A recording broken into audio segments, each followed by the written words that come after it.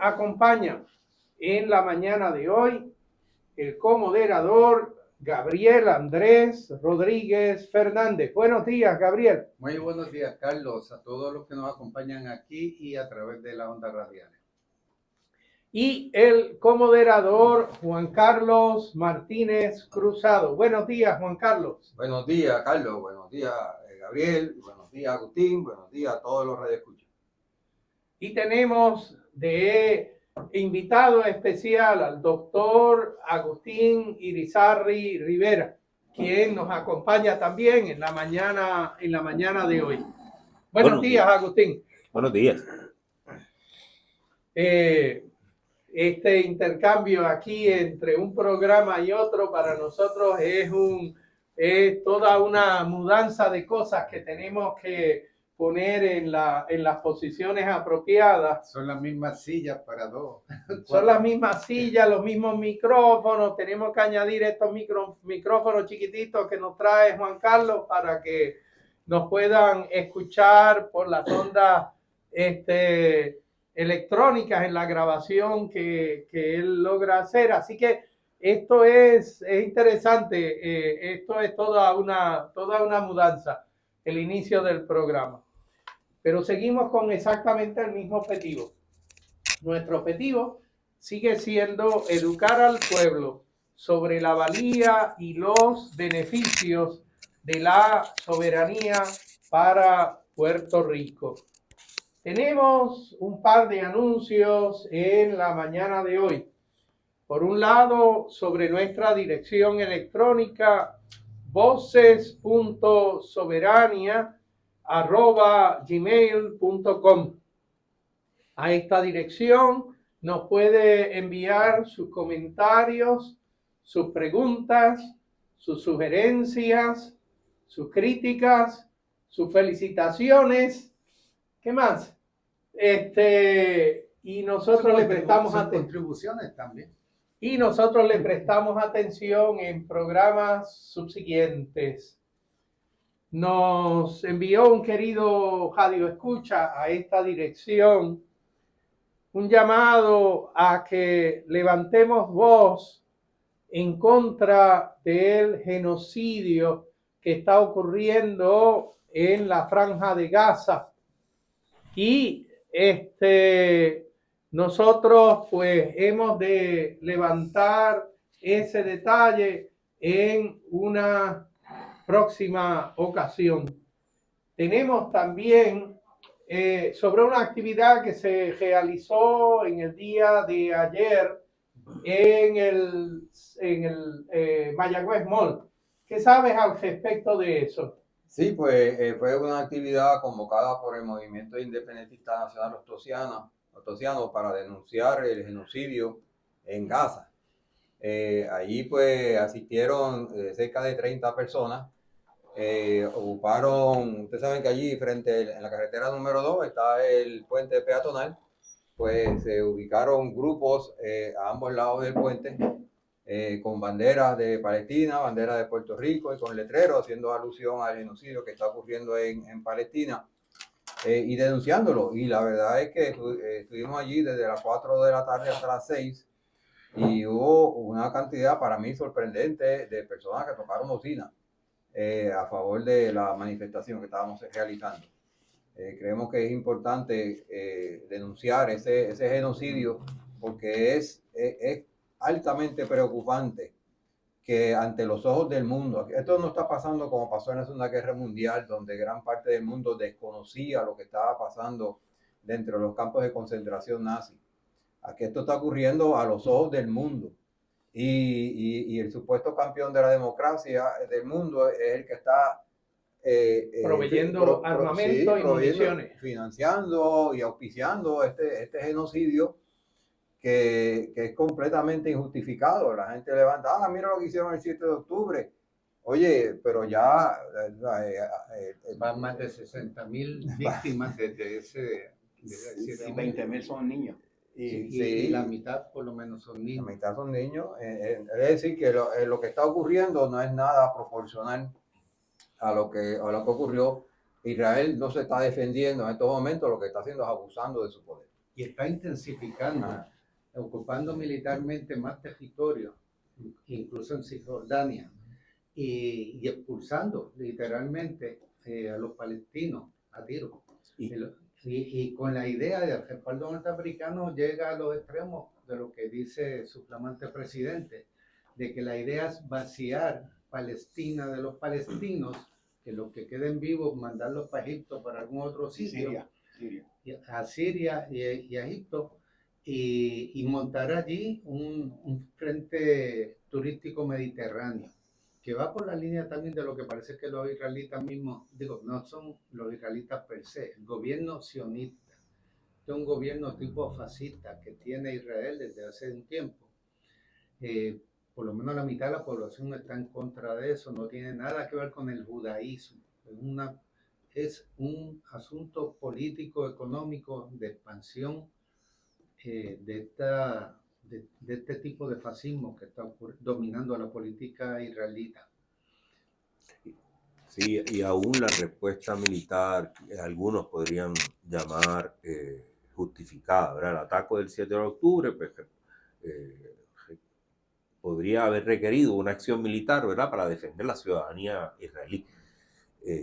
Pero esa acción militar desde el principio no tenía las características de una acción militar con las reglas que lleva la guerra. O sea, Israel desde el principio bombardeaba hospitales y escuelas, y lo bombardeaba con la excusa de que debajo del hospital o debajo de hay un joto por el que se meten a un túnel.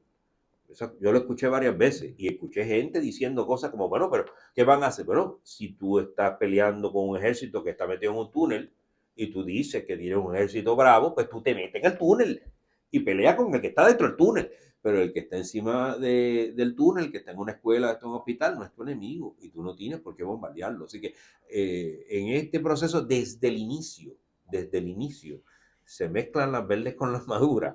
Desde el inicio, Israel actúa en forma abusiva en contra de todos los palestinos. Y forzando que se muevan de un sitio para otro, donde los vuelven a bombardear de todas formas, y negando la posibilidad de que les lleguen alimentos y agua. En cuanto a lo de la protesta, quería señalar la manifestación de ayer. Se va a estar repitiendo el último viernes de cada mes, porque Israel sigue demostrando que esto va para largo. Sí, hubo varias personas que no se identifican con el movimiento independentista altoceano, sino que se enteraron de la manifestación por las redes sociales. Así que los invitamos a todos, los que están indignados ante esto, porque cuando hagan otras. Sí, porque es algo que hay, o sea, el mundo tiene que denunciar esto y tiene que demostrar indignidad, porque esto no o sea, si esto se permite que siga ocurriendo, esto va a repetirse en otros lugares.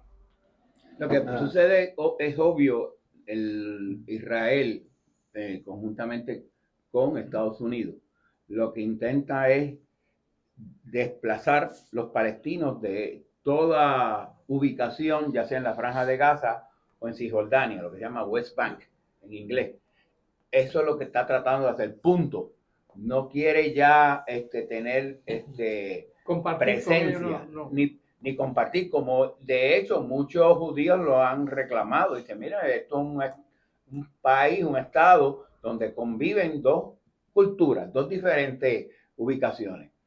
Hamas se representa un extremo, que de hecho, de paso, Hamas peleó también con Cisjordania y con West Bank. O sea que Hamas es el punto, pero ellos no quieren realmente, están utilizando esto de excusa para peinar esas dos áreas y capturarlas y colocar, como en ese famoso video de inteligencia artificial que creó, las estatuas de Trump, aquel Trump tomando una piña colada, así. Fundamentalmente eso es lo que el mensaje está diciendo eso, ¿verdad? Es cambiar la etnia de esa área. Es un genocidio. Exactamente. Eso es un genocidio. Eso no hay manera ni tan siquiera en todas las definiciones que tienen de genocidio en las Naciones Unidas, que el gobierno sionista de Israel ha dicho, no, nosotros no, eso no cumple con las definiciones. es enteramente falso. La realidad es que es un genocidio. Cuando tú bombardeas con aviones caza sobre un campamento de refugiados que viven en tiendas de campaña, eso se llama un genocidio. Cuando matas a los niños, eso es un genocidio. Cuando bombardeas sobre los hospitales, la semana pasada, a final de la semana, una cirujana pediátrica, esta señora doctora en medicina, cirujana pediátrica, tenía 11 hijos. Y yo lo que me imagino es que ella adoptó de los niños que pues se quedaron sin padres, porque si tú tienes 11 partos, no hay forma de que tú seas cirujano de nada. O sea, tienes eventualmente, todo esto tiene un costo sobre el cuerpo de la mujer. Así que ella, la realidad es que en uno de estos bombardeos perdió 10 de sus hijos. El que le quedaba estaba herido junto con su esposo. Y usted se puede imaginar ahora cómo esta señora puede ir a hacer trabajo de cirugía en ningún hospital con la mente suficientemente clara para atender y ayudar a la víctima que tiene frente de sí. Eso es simplemente un asesinato, y es un asesinato por unas fuerzas militares que de hecho 3 días más tarde empezaron a hacer arreglos para hacer un alto al fuego, pero a la misma vez que estaban hablando del alto al fuego, estaban bombardeando la próxima cosa, y era a fuerza de drones y de aviones caza. Así que en realidad esto no hay otra manera de mirarlo que siendo como es, un genocidio. Pero es un genocidio sobre una población que ha tratado de defender el lugar en donde viven. Y entonces la pregunta que se extiende para nosotros, los puertorriqueños, no es tan solo como dice Juan Carlos, esto tiene que ser denunciado por lo que es, porque ocurre de manera abierta ante el resto del mundo.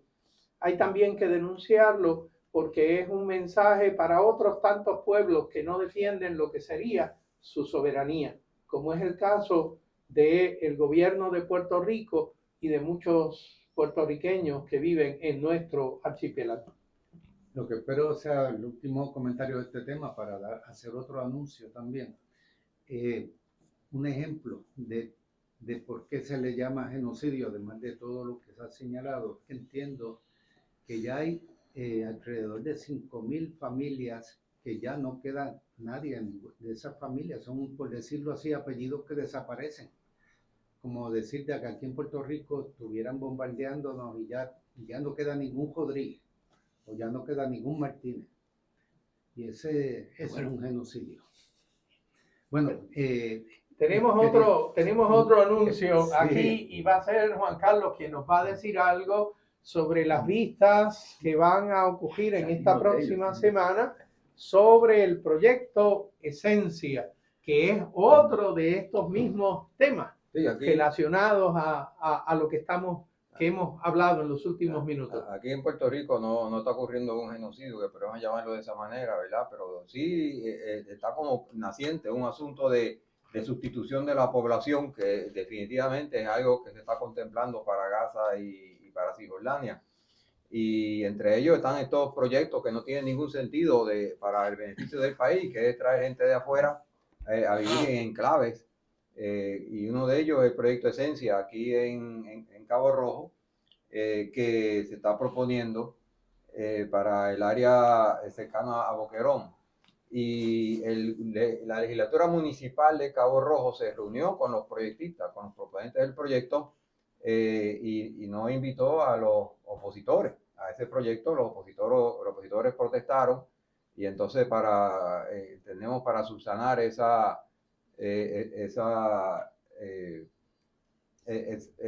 omisión. Bueno, esa omisión, sí, podríamos llamar una omisión. Pues están invitando ahora para una vista en la legislatura municipal de Cabo Rojo para el miércoles próximo, a las 4 de la tarde. Nos dicen que están limitando las ponencias a 5 minutos, pero usted puede entregar una ponencia que sea tan larga como usted quiera, lo que sí que va a tener 5 minutos para hablar, ¿verdad? Así que puede traer su ponencia larga y tener un resumen de esa ponencia para decirla y leerla allí en la vista pública. Así que es el Será miércoles miércoles próximo a las 4, comenzando a las 4 de la tarde. a las 4 de la tarde. Es importante la presencia de mucha gente, aunque usted no tenga una ponencia, no importa, vaya allí, porque es necesario demostrar oposición a este proyecto, que el pueblo se oponga a un proyecto que es nocivo para todo nuestro futuro. Eso va a acabar con el agua, va a acabar con la playa, va a acabar con los recursos valiosísimos que están en toda esa área. Y es una manera de desplazar al puertorriqueño de su tierra. Así que todos a defender nuestro pueblo. Y quizás el último anuncio es que frente a todo esto también el Movimiento de Diálogo Soberanista ha estado impulsando el que se mantenga, se fortalezca, se expanda la alianza política que comenzó a manifestarse en las elecciones anteriores. Y para eso, aquí en el área de Mayagüez, pues estamos promoviendo reuniones entre los grupos que participaron en la alianza, pero también se generó un análisis y un comunicado explicando nuestra posición respecto al futuro de la alianza, nuestras recomendaciones. El futuro y los logros de la alianza. En primera instancia, reconocer los logros y que entonces debemos plantearnos para continuar expandiendo esos logros en el futuro, para lograr el cambio en la situación política y económica del país. Y este documento, pues se ha estado discutiendo en actividades que ya se han dado en Ponce, que se van a dar en Guayama, que se dieron en Isabela, que se va a dar el 21 de junio, pero que aquí en Mayagüez también. De hecho, creo que hoy, en estos días está dando en Ponce de nuevo. Aquí en Mayagüez, el viernes 13 de junio, en la tertulia, vamos a estar presentando y discutiendo este documento a las 6 de la tarde. Estamos adelantándoles ahí el anuncio para que vayan pensando en cómo van a poder ir y enterarse y participar en esta discusión. Y podríamos usar la dirección electrónica si a usted le interesa recibir copia de este digital, de este comunicado, pues igual también podría solicitarnos el asunto a través de la dirección electrónica y nosotros podemos tratar de enviarle copia de hecho, se ha compartido ya con amigos del PIB y de Victoria Ciudadana en el área oeste. Bueno, vayamos al tema del día de hoy y lo planteo como una pregunta.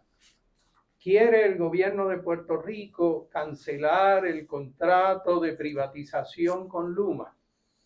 Y hago la pregunta, pudiera ser media retórica, pudiera ser una pregunta un poco cínica o podría mirarlo usted como que es una pregunta enteramente objetiva. Y por ello tenemos la conversación aquí con Agustín, precisamente para trabajar este tema. Y por cierto, se nos olvidó presentar aquí al doctor José Israel Alameda, quien ya hizo su primera aparición en el programa. Pero, buenos días, José Israel. Sí, buenos días a ti y a los demás compañeros y a los que nos escuchan. Y así que tenemos la pregunta, ¿quiere el gobierno realmente cancelar el contrato de privatización con Luma? Y entonces, pues, pudiéramos empezar con lo que todos sabemos, que hay una estadística sobre lo que serían interrupciones en el servicio eléctrico, pero también podríamos marchar un poquito más adelante sobre el asunto de cuáles son los desarrollos más recientes en términos de lo que ha dicho Luma, lo que ha dicho el gobierno, lo que ha dicho el negociado de energía sobre esta circunstancia de que todos percibimos, yo creo que incluyendo el mismo Luma, que en realidad sus tareas no han sido muy satisfactorias. Así que, no sé, Agustín, tú me dirás por dónde empezamos esta discusión. Quizás hasta me podrías decir algo de eso que pasó en la gente de Long Island Power Authority. La historia de Luma, la triste historia de Luma es de nunca acabar, ¿verdad? Yo no sé si el gobierno realmente quiere o no cancelarle el contrato a Luma. yo lo que percibo es que tanto Jennifer González como la gente que está en el comité de energía, José Colón, José Ortiz y los demás, quieren proteger a Genera, porque ellos nunca hablan de las deficiencias de Genera. Ellos siempre están muy bien alineados con el gas. Y aparentemente ya descubrieron que la mentira de que Luma era una empresa de clase mundial y que venía a resolver todos nuestros problemas, que fue la venta con la que esas palabras fueron de Pedro Pierluisi, que era una empresa de carácter mundial, ¿no? De clase mundial. Tengo un amigo que decía, sí, fue una clase, pero una clase cogía lo que nos dieron con Luma. ¿no? Y mundial, y mundial, y Tú sabes, porque la realidad es que el desempeño de Luma desde el día 1 ha sido pésimo. O sea, recordemos que Luma se le pagaron 10 millones. 130 millones para estudiar. Para aprender a Tuvo un año. entender un año, cobrando, y ellos decían que estaban escribiendo protocolos. Sí, es como si te pagaron por estudiar. Sí, le dieron Entonces, una pagar beca. por Nosotros le estudiar, dimos te una beca a pagaron. Luma de 130 millones para que ellos aprendieran dónde estaban los switches, cómo que aquí se hacen las cosas, porque las cosas se hacen de una manera. Descubrimos cuando entraron que ellos se quedaron en la oficina, todos los vicepresidentes que trajeron. A Luma le gustan mucho los vicepresidentes. Trajeron un montón de vicepresidentes que los dejaron todos allí en el edificio principal de energía eléctrica. Nunca pusieron un ingeniero de distrito al lado de los otros ingenieros de distrito para que supiera, ¿verdad? Que cuando llamen y digan hay un problema en un poste en Guayama, el tipo no salga cogiendo para Guánica, ni para Guayanilla, ni para Guaynabo, tú sabes, sino que aprendan dónde estaban las cosas. Sufrimos ese problema el primer día que Luma entró en operaciones. Quemó la subestación principal de Monacillo y hubo 800,000 clientes, y recordemos que por cada un cliente es un contador, así que estamos hablando de 2.4 millones de personas sin electricidad la primera noche, no habían pasado 24 horas. Y ese es el historial de Luma. En Puerto Rico, por ejemplo, el índice de largo de las interrupciones supera los 1.200 minutos en comparación a Estados Unidos, que son 80. Y eso es el promedio, sí. O sea, eso es un promedio, que significa hay unas cantidades de personas que han sufrido mucho más claro. por año de interrupciones eléctricas. Sí, hay gente que no se va a la luz, que no se le va la luz. Y hay gente que se le va la luz muchas veces. Cuando sacas el promedio, pues el promedio esconde esos dos extremos. Pues Luma nunca ha podido, a pesar de que cuando el negociador de energía le pasó la mano a Luma al principio, o sea, el negociador de energía le tenía unas métricas bien estrictas a la Autoridad de Energía Eléctrica. Tan pronto entre Luma se las cambiaron. Entonces lo que no le permitían a la autoridad se lo permitieron a Luma. Y ese ha sido el historial. Entonces Luma todo el tiempo se canta pelado, que los chavos nunca le dan, que hay que inventarle el presupuesto a última hora. El negociador se lo aprueba, o se lo aprobó muchos años corridos. Le gastaban más de lo que le parecían, y ellos le ajustaban el presupuesto. A pesar de eso, pues no desganchan la cantidad. Yo hice un cómputo en una ocasión precisamente para el negocio de energía. La cantidad de líneas eléctricas que nosotros tenemos en Puerto Rico son 38,000 millas de líneas eléctricas aproximadamente, y lo que el Luma desganchaba al año provocaba que el ciclo de poda fuera 52 años. O sea, es una cosa absolutamente impensable. ¿Qué significa eso? El ciclo de poda es que yo podo, hoy terminé de podar esta línea, y como podo tan poquito todos los años, voy a regresar a esa línea, ¿verdad? 52 años después. O sea, que eso es un abandono absoluto. Y entonces ese patrón, esos son los datos, los números, ¿verdad? Los números que informa Luma, porque tampoco es que yo me invento los números, son los mismos números que Luma le presenta al negociado. A pesar de los millones de dólares que ellos aceptaron precisamente con el propósito de establecer un proyecto de poda. De poda, y además de eso, por ejemplo, ellos sabemos que Luma se gastó $1.000 millones que se los dio FEMA cambiando postes. Entonces, los postes que cambiaron... Sí, porque estaban diciendo la semana pasada que de los 490,000 focos de carretera que hay en el país, están dañados 430,000, algo así. Son unos números impresionantes. quizás deberíamos ir mucho más atrás, porque yo recuerdo, yo trabajaba con el bufete Rolando Emanuel cuando se hizo el primer intento del contrato con Luma.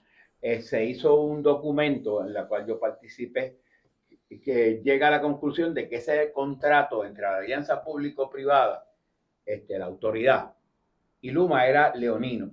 Leonino significaba que era un mal contrato para el pueblo de Puerto Rico y que la autoridad de alianza público-privada falló fundamentalmente en velar por el interés público, por el interés colectivo. Se va a la gobernadora Wanda Vázquez, que era en aquel momento, y se le dijo, mire, aquí se ha fallado en estas áreas, aquí. Quien había sido fiscal del Estado. Exactamente. Sin embargo, no obstante, la gobernadora aprobó ese contrato, a pesar de las fallas que había. De ahí en adelante, todo ha sido una comedia de errores, porque el planteamiento fundamental es que la autoridad estaba en quiebra. Y yo digo, la autoridad no quiebra, lo que hacen quebrar son la gente que está allí, especialmente las intromisiones políticas. Quien quiebra la institución o el banco gubernamental, alguien me dijo, el banco gubernamental quebró. No quebró. Los que los manejaban quebraron el banco, ¿ves? Porque eso es lo que sucede. Y la autoridad no quiebra, es que los que manejan allí, metidos con la cuestión política. Y obviamente tenemos que partir de que desde el principio hasta lo que tenemos hoy es una comedia de errores, porque el contrato, es más, esto no es una alianza público-privada, para terminar con esto. Una alianza público-privada, la idea es que el sector privado trae capital, porque el sector de gobierno no tiene. Aquí no trajo capital, aquí vino a buscar capital. Y obviamente, más que una alianza público-privada, es un mal contrato. Luma solo ha tenido ganancias. Es una cosa que hay que tenerlo bien claro. O sea, Luma no ha gastado una peseta en Puerto Rico.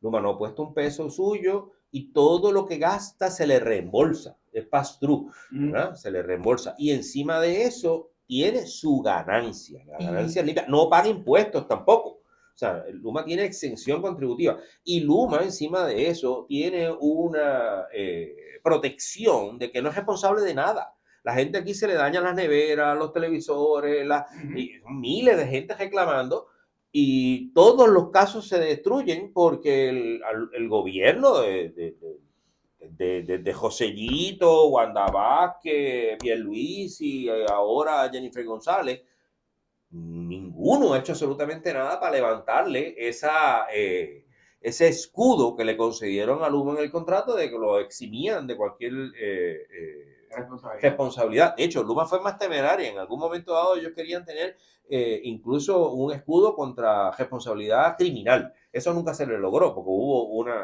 eso significaba que si un tipo que está guiando un camión de Luma te pasa por encima por la carretera, pues no lo puedes acusar de nada porque él tiene inmunidad criminal también. O sea, eso no se aprobó, pero lo demás de sus operaciones y el daño que le causa a las instalaciones eléctricas, eso sí se lo aprobaron. Entonces, la negligencia de ellos y de los secundarios que ellos contrataron. Los contratistas también. Entonces, cuando tú sumas todas estas cosas, cuando tú examinas todas estas cosas, realmente tienes que dudar de que el gobierno verdaderamente quiera cancelar el contrato Luma, porque el gobierno debería estar haciendo muchísimas cosas que las podría hacer antes de cancelar el contrato Luma, ¿verdad?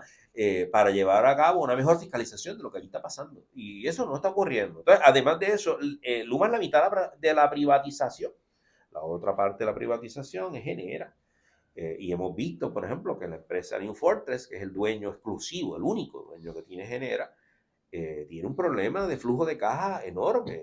Las acciones de New Fortress van para abajo. Han tenido que remover las acciones del intercambio de la bolsa por el miedo a que colapsen por completo. Los buitres que invierten en New Fortress, que no tienen ninguna paciencia, ¿verdad? Están pidiendo que le paguen y que le paguen mucho y que le paguen ahora, tú sabes. Y ese flujo de caja no está allí. Entonces nosotros tenemos un riesgo financiero bien grande atado a New Fortress. Si New Fortress quiebra mañana, vamos a tener una situación que ya la vivimos en Puerto Rico cuando la Autoridad Eléctrica quebró y trataba de comprar combustible. Todo el que vendía combustible le decía lo mismo. Y yo, si yo te vendo combustible, págalo al contado. O sea, yo no te fío nada. Tú me pagas el combustible que yo te voy a entregar y yo te lo entrego. Espérate, repite otra vez eso. O sea, cuando la autoridad llega al punto de la quiebra 2012. declarada, entonces los vendedores de combustible le dicen, tú me tienes que pagar por adelantado y en contado, porque si no, yo no te voy a dar crédito ninguno sobre esa venta de combustible. No te entrego. Y entonces eso es lo que nos agitamos con este asunto de New Fortress y Genera. Es lo mismo que va a pasar, porque Genera compra combustible a New Fortress, porque ese es el guiso, ¿verdad? Yo le compro a mi dueño. Si New Fortress no opera porque está en quiebra, pues vas a tener que comprar combustible en otro sitio. Pero cuando te vires a comprar el combustible, el que te va a decir, bueno, pero es que tú eres completamente dueño de una empresa que acaba de quebrar, o sea, tú no tienes ningún crédito. Por lo tanto, yo te voy a escuchar todos los cuentos que tú quieras, pero al final vas a tener que llegar aquí con efectivo para comprar el combustible. Y usted sabe quién va a poner el efectivo para comprar el combustible. Nosotros, los que estamos en esta mesa y los que están escuchando, porque ellos no ponen un peso tampoco.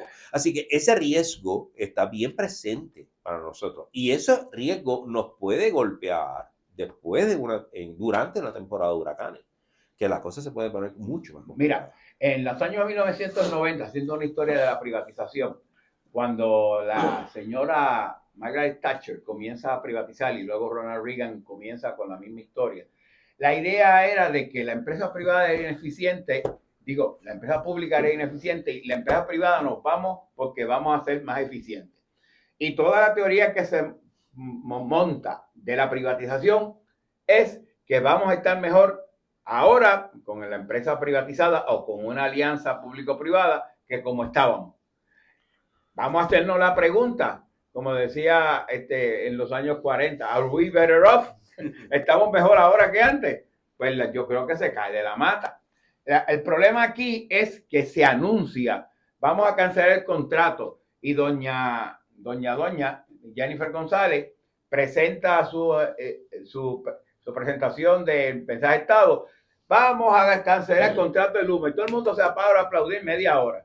Pues sí se lo dijo en campaña electoral y lo que quiero saber es cuáles son los pasos que estás haciendo para llegar a ese fin. De hecho, hay muchas cositas que uno se pudiera preguntar aquí.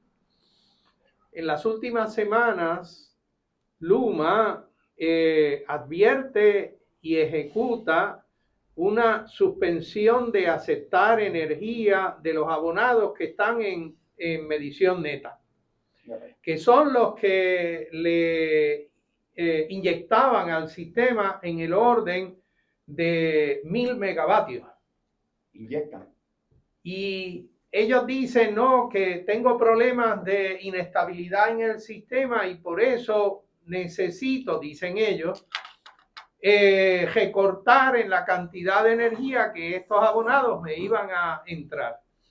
Pero simultáneamente habla de instalar y activar los parques solares en 3 lugares de Puerto Rico y de activar los 16 generadores que fueron comprando en unos y en otros lugares, que son todos de consumo de gas. Así que de repente Luma parecería como que está al cargo de planificar cómo ha de evolucionar el sistema de electrificación de Puerto Rico. Y esa es una de esas preguntas. Se le paga por eso, parte del contrato de Luma. Una de las cosas que absorbe Luma en el contrato es la planificación y operación del sistema. Entonces, uno lee los argumentos de Luma e incluso los argumentos de Genera. Tú te das cuenta que lo que dicen es que ellos los problemas que tienen con energías renovables es entre 5 y 7 de la noche. Pues claro, cuando el sol se va. Entonces, durante el día que está generando 1100 megavatios los sistemas solares que tenemos instalados en Puerto Rico, ellos no tienen ningún problema. Entonces, tú no tienes ningún problema con energías renovables. Las energías renovables está entrando a la red y la red la está aceptando sin dificultades. El tema es cuando el sol cae. O sea, que Luma y Genera no están preparados para el atardecer. Ellos aparentemente se acaban de enterar de que en Puerto Rico se pone el sol a las 6 de la tarde. Tú sabes, entonces son cosas que tú dices, pero ve acá, tú estás consciente de que tienes 1000 megavatios solares que están inyectando a la red, que no entran todos a la vez porque se queda mucho en la demanda, ¿verdad? Tú lo ves, lo vives todos los días. Y ahora me estás diciendo a mí que cuando el sol se va, tú te sorprendes y tienes problemas, pero tú lo que no sabes es administrar tu red. Tú estás admitiendo tu incompetencia, tu incapacidad. Eso tiene soluciones técnicas. Gente, hay partes del mundo que pasan, la península ibérica, países en Centroamérica, en Islandia, que pasan días, periodos de 4 y 5 días solo con energía renovable intermitente. Y los administradores de esa red lo manejan, han ido aprendiendo a hacerlo. El problema nuestro es el operador. El operador no opera bien la red, no busca las soluciones tecnológicas y no las sabe implementar, no busca ayuda tampoco. Entonces, Luma ha sido un gran fracaso. Ha sido un fracaso porque no planifica, no opera, no maneja la tecnología nueva, a pesar de que se dijo que era una empresa moderna. Luma es una experta haciendo anuncios. Sacan un documental, están 4 días en la prensa diciendo que van a mover un transformador, parece que van a lanzar un satélite. Nunca, cuando lo mueven, no les funciona. O sea, ellos todos son vendiéndose. Ellos tienen una efectividad tremenda, poniendo anuncios.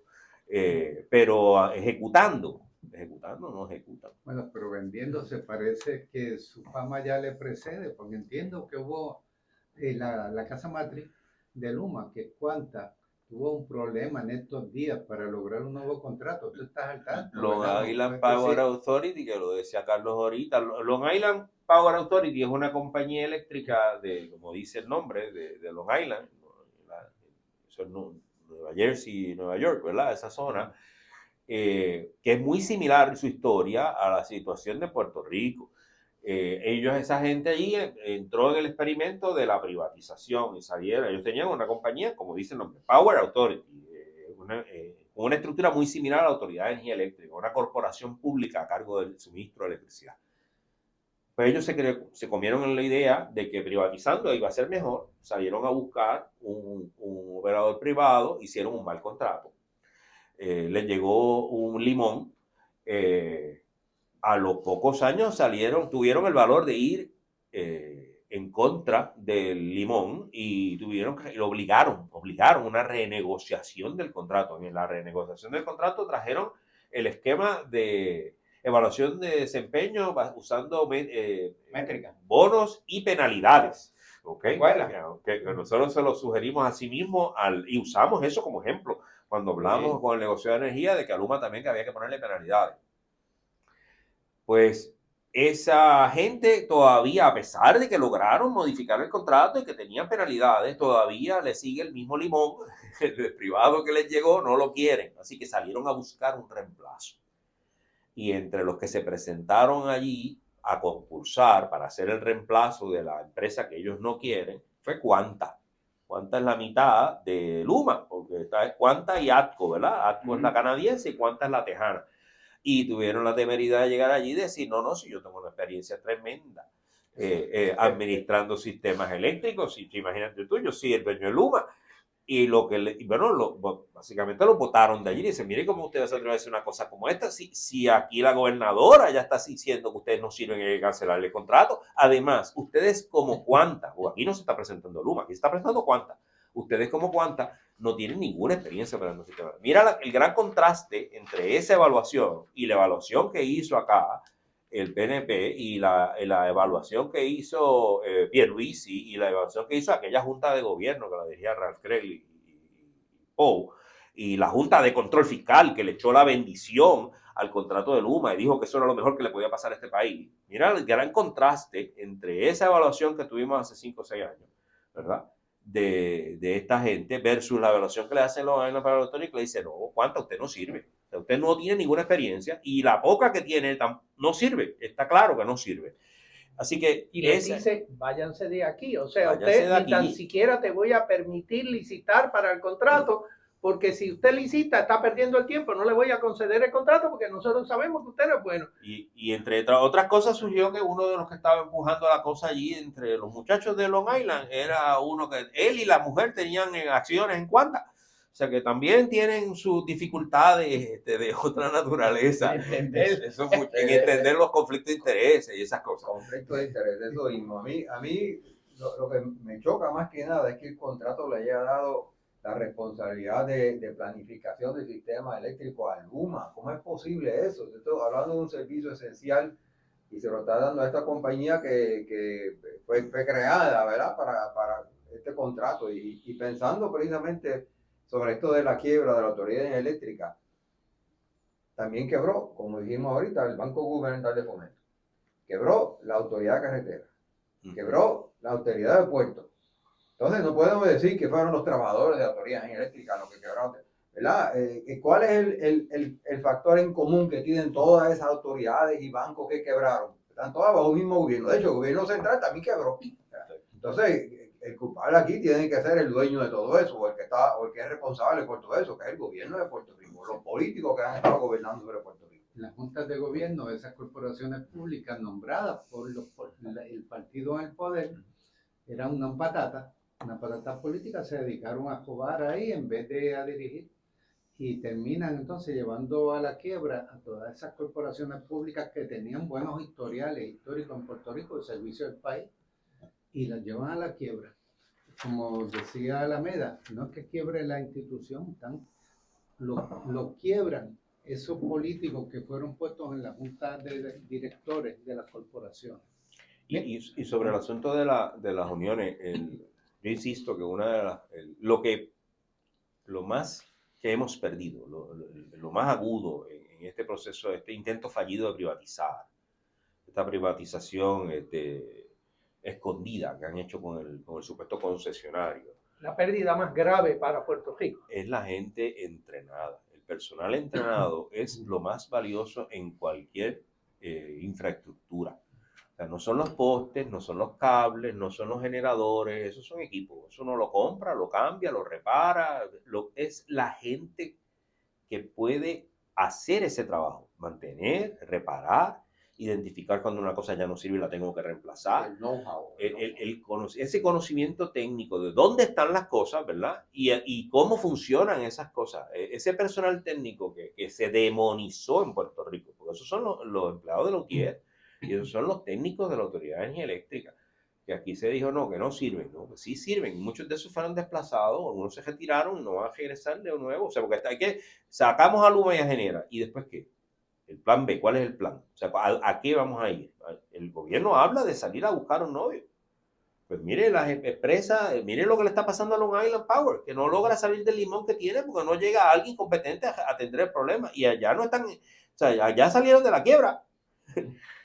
Acá todavía estamos en un problema de deuda que tampoco se quiera acabar, ¿verdad? Entonces, es difícil conseguir a un privado competente, serio, responsable, que sepa lo que está haciendo, que llegue a administrar bien las cosas. La mejor apuesta es lo que funcionó, y lo que funcionó es una corporación pública, nuestra corporación pública, con gente entrenada y no intervenida partidistamente. O sea, que los dejen trabajar, que los dejen hacer el trabajo que tienen que hacer. ¿Cuánta de esa gente está dispuesta a regresar? ¿Cuántos pueden regresar físicamente capaces de regresar y hacer el trabajo duro? En condiciones familiares y mentales, pues ya le dijiste que no sirve, ya lo votaste. Ahora tienes que convencerlo de que regrese y que haga el trabajo con el mismo cariño que lo hacía antes de irse. O sea, son muchas cosas que tenemos que atender y esa parte, para superarla, vamos a tener que trabajar mucho y va a ser difícil. Sí, yo quisiera hacer un comentario aquí. El periódico El Nuevo Día presenta una cosa que se llama fact-checking, ¿verdad? Que es un concepto que usa la prensa ahora que evalúa los argumentos de los discursos de los presidentes o del gobernador, cualquiera que sea. La gobernadora de Agustín nos dijo, ¿verdad? Ya dije, perdón, no quise ser ofensivo. La palabra no es publicable.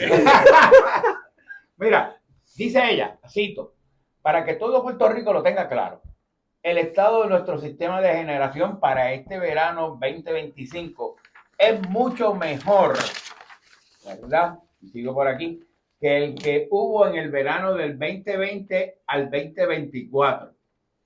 y nos dice que con la entrada de servicio de la unidad 5 de San Juan y el ciclo combinado de la central Aguirre, esto nos lleva a tener una capacidad de generación de aproximadamente 3.200 megavatios.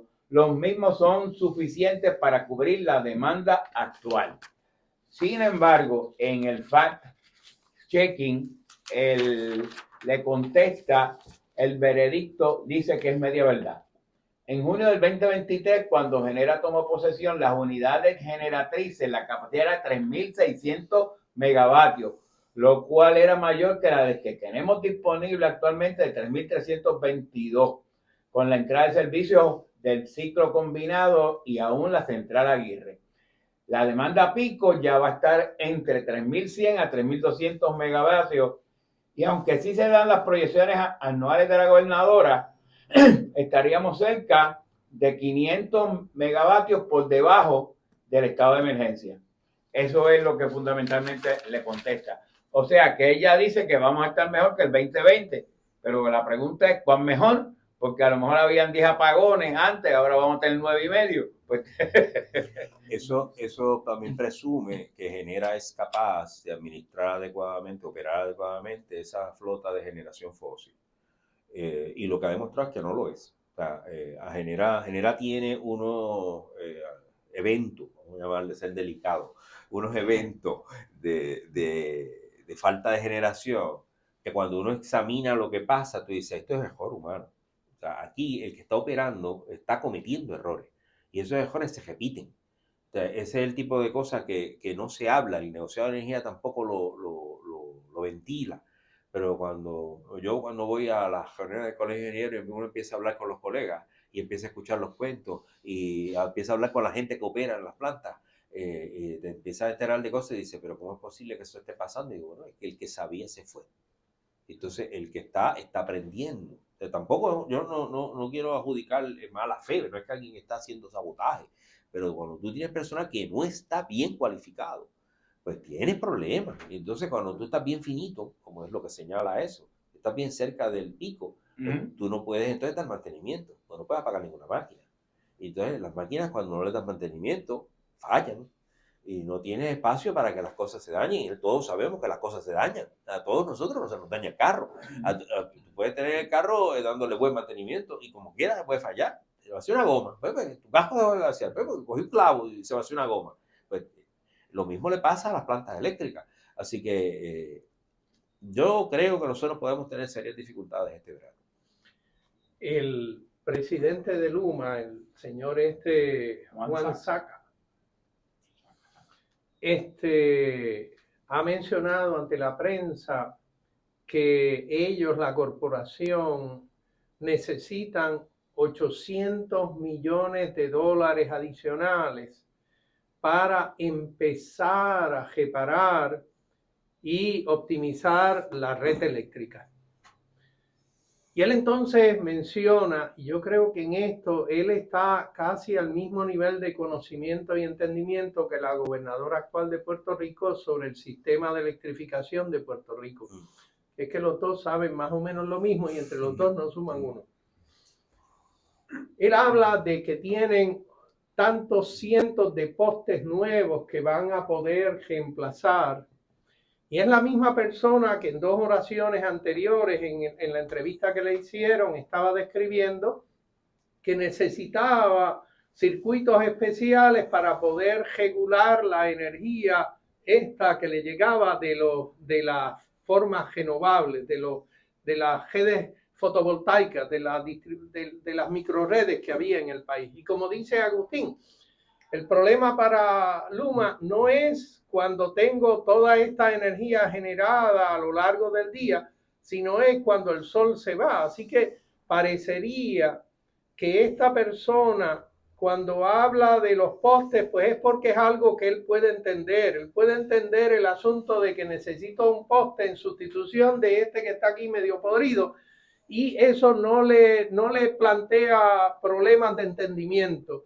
Pero las otras cosas de cómo operar la red, me da la impresión que cuando anda pidiendo dinero adicional, claro, por buscón que es, él y su compañía, pero es también porque tiene muy poco entendimiento del asunto de cómo funcionaría una red que tenga que ser modernizada, si es que se fuere el detalle. Y no creo que tenga mucho interés en hacer ese detalle. Y entonces, desde el punto de vista del gobierno, pues el gobierno anda hablando de que tenemos energía suficiente porque el numerito, la numerología dice que tengo 3.200 y eso es lo que voy a usar. Pero como dice Agustín, si tengo que darle mantenimiento a alguna de las plantas, pues entonces no tengo ya 3.200, tengo un poco menos que eso o bastante menos que eso, porque la que apago para darle mantenimiento es cosa importante. Y entonces ahora entra la pregunta de, yo pienso que Luma y Genera han mostrado unos niveles de incompetencia y siendo generosos, como dice Agustín, quizá no sea una cosa de mala fe. Yo pienso que hay algo de ellos defendiendo el negocio de ellos. Y eso sí pudiera ser algo que tiene un poquito de mala fe en el camino. Pero yo creo que hay una gran cantidad de incompetencia. El gobierno de Puerto Rico, y aquí esto es una expresión que nos ha usado uno de nuestros colegas aquí en el programa anteriormente. El asunto del gobierno era tomar una venganza sobre la UTIER, no sobre el sistema de electrificación, era una venganza sobre la UTIER y a la misma vez cómo le hago para sacar un poco de ganancia para mis amigotes del nuevo sistema de la electrificación en Puerto Rico. Pero entonces el gobierno de Puerto Rico a este punto, si vamos a asumir que también tienen en ocasiones momentos de lucidez, ya tendrían que haber llegado a la conclusión de que la privatización del sistema de electrificación en Puerto Rico fue una debacle, fue una pérdida de dinero enorme y es una hecatombe para el pueblo de Puerto Rico. Y nos ha atrasado en nuestro sistema eléctrico. Y si se añaden los bonistas buitres, esto es un caos.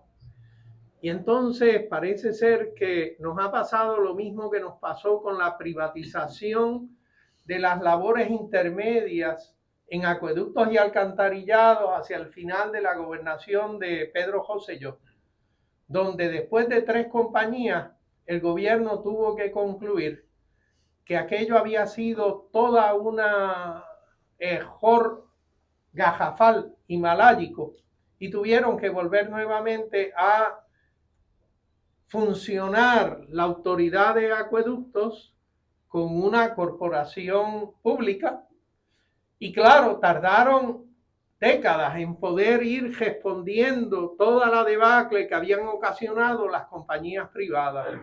Es posible que ahora tengamos una cosa parecida, que tengamos que levantar un sistema de electrificación público de los puertorriqueños, con entrenamiento a nuestros puertorriqueños, con todos aquellos puertorriqueños que quieran volver a trabajar con una autoridad de energía eléctrica que sepa lo que está haciendo, porque es la parte crucial. Los privatizantes estos que han llegado no tenían, perdónenme la palabra, puta idea de lo que iban a hacer. Y esa es una descripción tan puertorriqueña cuanto pueda ser. Pero entonces, a la luz de que en otros tantos lugares que tienen muchos más recursos que nosotros, Long Island es el lugar en donde estaban compañías de aeronáutica. Es el lugar en donde estaba un centro de estudios en energía nuclear que se llama Stony Brook. Y es el lugar en donde está una de las universidades principales del estado de Nueva York, Stony Brook. Y este lugar, junto con vecindarios que son muy afluentes, ellos tenían y tienen dinero suficiente para tratar de conseguir un buen privatizador y parece ser que tienen dificultades. Así que nosotros tenemos que trabajar en otra dirección. Y la dirección es posiblemente recobrar nuestro sistema eléctrico basado en una corporación cuasi pública que de alguna manera su dirección, su planificación, su financiamiento, la manera en que haya de proveer la energía que necesita el país sea por designios de Puerto Rico y no por designios de alguien que quiere ordeñar a los puertorriqueños para su propio beneficio.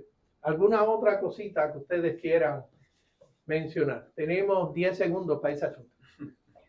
No, es que tú lo has señalado, no podemos volver a otro privatizador, ¿verdad? Que esté en el mercado buscando ganancias. La energía eléctrica es un derecho humano y derecho humano significa mucho más que producir para generar ganancias. Significa para producir bienestar colectivo a la gente, pensando en la gente. Y es obvio que estas privatizadoras, empresas privadas, vienen a ordeñar la vaca. No vienen fundamentalmente a proveer ese derecho humano o servicio esencial a la ciudadanía. Así que eso es lo que tenemos. Así que nos parecería que la respuesta es: el gobierno de Puerto Rico tiene que querer cancelar el contrato de privatización con Luma y con Genera. Ya no es una cuestión de si Pero no es para volver a otro privado. No es para volver a otro privado, es para trabajar legalmente por el país de los puertorriqueños. Les hemos hablado en Voces de la Soberanía, la Convergencia Nacional Boricua y el Movimiento Diálogo Soberanista. Quedamos de ustedes hasta el próximo sábado. Tengan todos muy buenas tardes.